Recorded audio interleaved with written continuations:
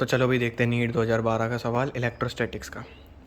ठीक है। अरे बहुत दिनों से वीडियो नहीं बनी भाई, कंसिस्टेंसी टूट गई थी यार मेरी। तो अब से कंसिस्टेंट रहेंगे पूरा 100% कि हर रोज़ एक वीडियो डालूँ। ठीक है।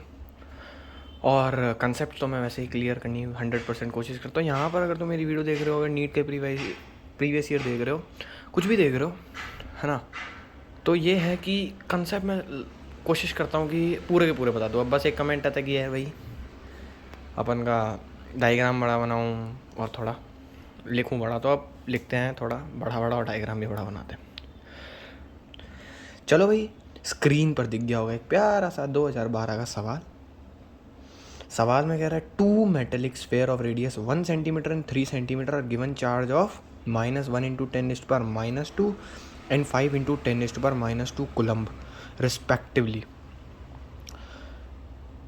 If these are connected by conducting wire, the final charge on the bigger sphere is। ठीक है, बोल रहा है कि देखो अब थोड़ा बड़ा डायग्राम बनाएंगे। अब दिख रहा होगा मेरे हिसाब से, और बड़ा तो बनाए। एक ये है स्फेयर, एक ये है स्फेयर। ठीक है भाई, दिख रहा है, और बड़ा बनाए, सही है। ठीक है, दो स्फेयर हैं भाइयों बहनों, प्यारे प्यारे से। अरे यार अब एक गलती कर दी ना मैंने। दो स्फेयर है, एक स्फेयर है छोटा वाला, एक स्फेयर है बड़ा। अब छोटा और बड़ा क्यों बना रहा हूँ, इसका रीज़न समझो। एक का रेडियस है 1 सेंटीमीटर और एक का रेडियस है कितना, 3 सेंटीमीटर। ठीक है, तो एक बड़ा हुआ एक छोटा हुआ, यार लॉजिक लगाओ। बोल रहा है कि एक जो स्फेयर है इसके ऊपर मैंने चार्ज जो डिस्ट्रीब्यूट करा है ना, इस स्फेयर पे जो चार्ज है वो है -1 इंटू 10⁻⁻2 कूलम, और इस पे जो चार्ज है वो है 5 इंटू 10⁻⁻2 कूलम। ठीक है भाई, मुझे बोल रहा है कि अगर मैंने पहले तो ऐसे पढ़े हुए थे, फिर बाद में मैंने इनको एक कंडक्टिंग वायर से कनेक्ट कर दिया। मतलब ये 1 सेंटीमीटर वाला है भाई स्फेयर, ये अपन का वही 3 सेंटीमीटर वाला है स्फेयर। ठीक है भाई, अब इनको एक कंडक्टिंग वायर से कनेक्ट कर दिया। अब इस कंडक्टिंग वायर का क्या रोल होता है तुम्हारे को खुद को पता है। ठीक है, मैं थोड़ा सा हिंट दूंगा और तुम खुद ही बोल दोगे अरे ऐसा होता है। हाँ ठीक है, इससे मैंने कनेक्ट कर दिया। ठीक है भाई, अब एक सबसे पहली चीज़ तो एक बात बताओ कि अपन को बोल रहे हैं कि ये जो बड़ा वाला चार्ज है ना, इसके ऊपर चार्ज ढूंढना जब कंडक्टिंग वायर से कनेक्ट करा। अब देखो ऐसा क्यों बोल रहा है, सवाल समझो कि भाई ऐसा क्यों बोल रहे हैं कि यार भाई अपन का ना इस पर चार्ज था, इस पर चार्ज था, जैसे ही एक वायर लगा दी अपन ने, इन दोनों को कनेक्ट कर दिया एक वायर से, तो भाई यार इस पर चार्ज क्यों पूछ रहा है। अब एक इसके ऊपर चार्ज पूछ रहा है, किसी पे भी चार्ज पूछे, तो सबसे पहला रीज़न तो ये समझ में आ गया कि भाई चार्ज या तो इसमें इससे गया होगा या इसमें इससे गया होगा, कुछ ना कुछ ट्रांसफ़र हुआ होगा या चार्ज घटा होगा, बड़ा होगा, इसके वजह से चार्ज पूछ रहा है भाई। या और कोई रीज़न भी हो सकता है, या चार्ज सेम हो। देखते हैं। सबसे पहली चीज़ तो देखो, ये दोनों चार्ज थे अपन के, ठीक है, थे नहीं थे, हाँ। अब देखो ये स्फेयर है, और मेरे को कौन सा स्फेयर बोल रहा है, मेटेलिक स्फेयर बोल रहा है, मेटेलिक स्फेयर। और मेटल क्या होता है, कंडक्टर होता है। मेटल होता है भाइयों बहनों कंडक्टर। अरे तेरी अंदर बन गया। ठीक है, और कंडक्टिंग स्फेयर हो, कंडक्टर है ना स्फेयर, तो स्फेयर अगर कंडक्टर हो, कंडक्टिंग स्फेयर हो, तो सारा का सारा चार्ज कहाँ पे डिस्ट्रीब्यूट हो जाएगा, इसके ऊपर डिस्ट्रीब्यूट हो जाएगा। अच्छा, इस पर नेगेटिव चार्ज है तो सारा नेगेटिव चार्ज इसके ऊपर आ जाएगा, यूनिफॉर्मली डिस्ट्रीब्यूट, मतलब इसके ऊपर आ जाएगा, इसकी सरफेस के ऊपर डिस्ट्रीब्यूट हो जाएगा।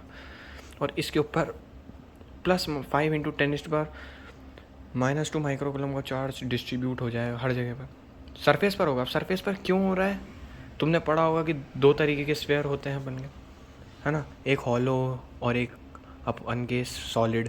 हॉलो के भी दो होते हैं, एक हॉलो कंडक्टिंग, एक हॉलो नॉन कंडक्टिंग।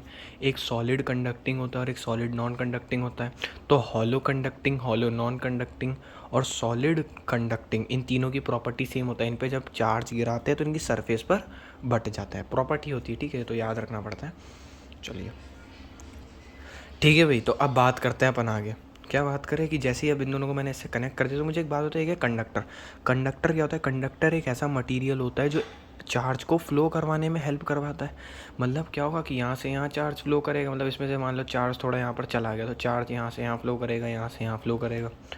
ठीक है, वैसे हाइयर पोटेंशियल से लोअर पोटेंशियल फ्लो करता है चार्ज। अब कुछ भी ले लो, भले तुम्हारी मर्जी।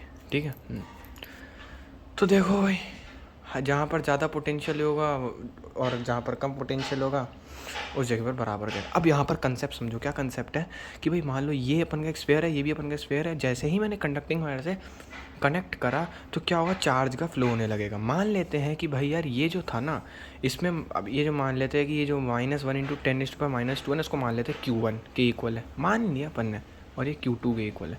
तो इस पर चार्ज Q1 था, इस पे चार्ज Q2 था। लेकिन जैसे ही कंडक्टर से अपन कनेक्ट करेंगे तो मान लेते इसमें से कुछ चार्ज इसमें चला गया, मान लेते इसमें से कोई Q चार्ज इधर ट्रांसफ़र हो गया। अगर इसमें से Q चार्ज चला गया तो इसमें कितना चार्ज बचेगा।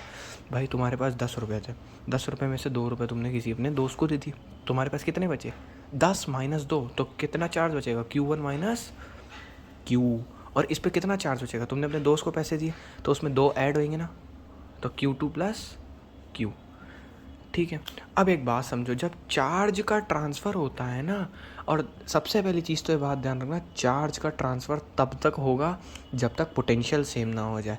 तो जब भी ये और ये इन दोनों मतलब यहाँ से यहाँ पर चार्ज अगर ट्रैवल कर रहा है तो होगा क्या कि चार्ज ऐसे ट्रैवल करेगा। और मेनली कब तक ट्रैवल करता है चार्ज, जब तक पोटेंशियल सेम नहीं हो जाते। तो मान लेते हैं कि भाई इन दोनों को कनेक्ट करा था अपन ने, किससे, कंडक्टर से। तो ये चार्ज Q चार्ज तब तक फ्लो होगा जब तक पोटेंशियल सेम ना हो जाए। तो इन दोनों के पोटेंशियल सेम हो जाते हैं। ये हमेशा याद रखना कि जब भी किसी भी दो चीज़ को कंडक्टर से कनेक्ट करते हैं, है ना, तो क्या होता है कि भाई पोटेंशियल सेम हो जाता है। अब तुम्हारा एक सवाल बनना चाहिए कि भाई अगर मान लो ये मैंने गोला लिया स्फीयर, ये एक स्फीयर लिया, और दोनों के अलग अलग रेडियस है, इन दोनों को मैंने पास में आके चिपका दिया, मतलब ऐसा, ये 1 सेंटीमीटर वाला और ये रहा 3 सेंटीमीटर वाला। अब बताओ कि क्या चार्ज आधे आधे बटेंगे इनमें? नहीं, इधर कंडक्शन नहीं होगा। देखो कंडक्शन, अब तुम यहाँ भी बोल सकते हो यहाँ पर कंडक्शन क्यों नहीं होगा भाई, बहुत बच्चे बोलेंगे दोनों को कनेक्ट कर दिया चार्ज आधे आधे बढ़ जाएंगे। नहीं, कंडक्शन कब होता है, कंडक्शन तब होता है जब दोनों के शेप और साइज़ सेम हो। शेप तो सेम है, मतलब देखे ना, स्फीयर स्फीयर है, लेकिन साइज़ अलग अलग है भाई, इसका साइज़ अलग है, इसका साइज़ अलग है, इसका एरिया अलग है, इसका एरिया अलग है, इसलिए कंडक्शन नहीं होगा। बाद में आकर पोटेंशियल सेम हो जाएंगे। ठीक है, अब बस कुछ नहीं करेंगे, है ना, इसका जो पोटेंशियल होगा, मान लेते इसका पोटेंशियल V1 है, इसका पोटेंशियल V2 है, बराबर हो जाएगा। और पोटेंशियल कब सेम होएगा, जब चार्ज फ्लो करेगा। तो चार्ज जब चला गया ना, और जब नया चार्ज आया है वो चार्ज रखेंगे। मुझे पता है पोटेंशियल क्या होता है, KQ/R होता है। तो पोटेंशियल सेम कब होगा, जब चार्ज यहाँ से यहाँ चला जाएगा। तो जब चार्ज यहाँ से यहाँ चला गया तो ये वाला चार्ज अपन का पोटेंशियल के फॉर्मूले में Q के रूप में आएगा।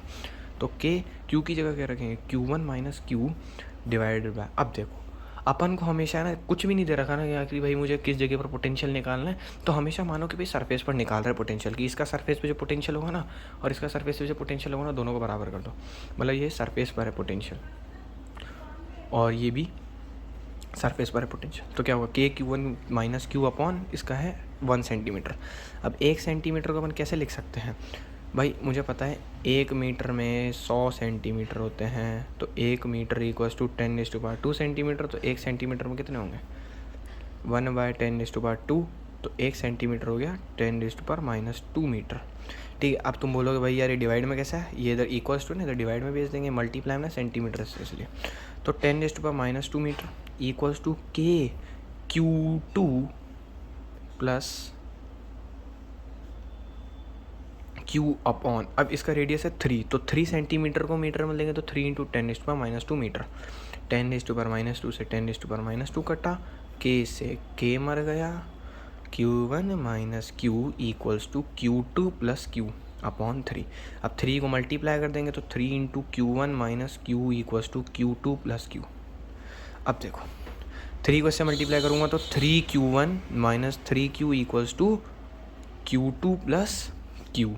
तो अब एक काम करते हैं, Q1 की जो वैल्यू अपन के पास थी कितनी, -1 × 10⁻³ रख देते, तो 3 × -1 × 10⁻² और -3Q, जो Q चार्ज निकाल लेते ना, काम बन जाएगा अपना। और Q2 की जगह क्या लिखूँगा मैं, 5 × 10⁻² + Q। अब एक काम करते हैं, इसको मैं ऐसे लिख सकता हूँ, इसको मैं 3 × -1 × 10⁻³ को ऐसे लिख लूँ, -3 × 10⁻²। इसको इधर भेज देता हूँ और इसको इधर भेज देता हूँ। तो जब इसको इधर भेजूँगा तो क्या आएगा, -3 × 10⁻² -5 × 10⁻² इक्वल्स टू, अब इसको यहाँ भेजूँगा तो क्या हो जाएगा, 4Q। ठीक है, तो यहाँ पर जो मेरा चार्ज आएगा वो कितना आएगा, देखो 4Q जो होगा किसके बराबर आएगा, -3 × 10⁻²। और माइनस का ये करेंगे तो देखो माइनस कॉमन ले लेता हूँ, 10⁻² कॉमन ले लेता हूँ, अंदर क्या बचेगा 3 + 5। ठीक है, अब देखो अगर दोनों सेम सेम है ना तो डायरेक्ट ऐड हो जाएंगे, तो मैं यहाँ पर डायरेक्ट ये लिख सकता हूँ कि जो 4Q होगा वो किसके बराबर होगा, इसको 8 लिख लेता हूँ, 8 माइनस का इंटू 10⁻²। ठीक है, इसी जगह पर मैं ख़त्म करने की कोशिश कर रहा हूँ क्वेश्चन को, ताकि यार पीछे जाऊँ तो फिर कोई कन्फ्यूज़न ना हो। तो अब एक काम करते हैं, ये कितनी बार, एक बार और ये 2 बार, तो Q चार्ज कितना आ गया मेरा यहाँ से 2 × 10⁻²। बस एक कैलकुलेशन ही थी, बस लॉजिक तो जो मैंने बताया था वही था। ठीक है, तो मेरा Q चार्ज आ गया। तो अब मुझे निकालना है कि भाई जो बड़ा वाला स्फीयर था जिसका रेडियस कितना था 3 सेंटीमीटर का था, उसके ऊपर मुझे क्या निकालना है, चार्ज कितना बचा होगा जब पोटेंशियल सेम हो गए होंगे या जब कंडक्टिंग वायर कर दी होती है। वो कंडक्टिंग वायर अपन ने जब दोनों स्फीयर में कनेक्ट कर दी तो पोटेंशियल सेम हो जाएगा। हाँ, तो इस पर चार्ज कितना था Q2 जो अपन ने दे रखा था क्वेश्चन में इतना। ठीक है, अब जो चार्ज कितना बचा होगा भाई, इस पर चार्ज अब कितना बचा था, इतना बचा था ना भाई, इस पर चार्ज इतना बचा था जब कंडक्टिंग वायर कनेक्ट कर दिया। तो देखो चार्ज ऑन Q2 देखूँ अगर, अब कितना होगा भाई, Q2 कितना था 5 × 10⁻², उसमें ऐड कर दो क्या, -2 × 10⁻² ऐड कर दो, क्योंकि जो वैल्यू आई थी अपनी वो कितनी आई थी माइनस, अच्छा माइनस आई थी, माइनस का देखो ना भाई, इसको काटोगे तो ये माइनस का साइन ये रहा ना, ये भी तो आएगा ना यार। तो देखो Q2 पे कितना चार्ज आ जाएगा 5 × 10⁻², माइनस ऑफ 2 × 10⁻²। तो कितना चार्ज आ गया, 5 में से 2 को घटाओगे 3 × 10⁻²। जब ये दोनों सेम हो ना मल्टीप्लाई वाला, तो अपन क्या करते हैं डायरेक्ट माइनस कर देते हैं। अब इसका लॉजिक, मतलब लॉजिक क्या, मैथ्स है सिंपल सी, कैसे होता है देख लो, 5 × 10⁻², -3 × 10⁻², इसको अपन ऐसे कैसे लिख सकते हैं, देखो यहाँ से 10⁻² में कॉमन ले लेता हूँ, अंदर क्या बचेगा 5 बचेगा, साथ साथ में 3 बचेगा, तो 5 में से 3 जाएंगे 2 बचेंगे, इंटू 5 में से 2 जाएंगे, 5 में से 2 जाएंगे कितने बचेंगे, ये 2 था ना यार, तो कितने बचेंगे 3 बचेंगे, तो 3 × 10⁻² आंसर है। तो इसका करेक्ट ऑप्शन जो होगा वो होगा ऑप्शन नंबर बी।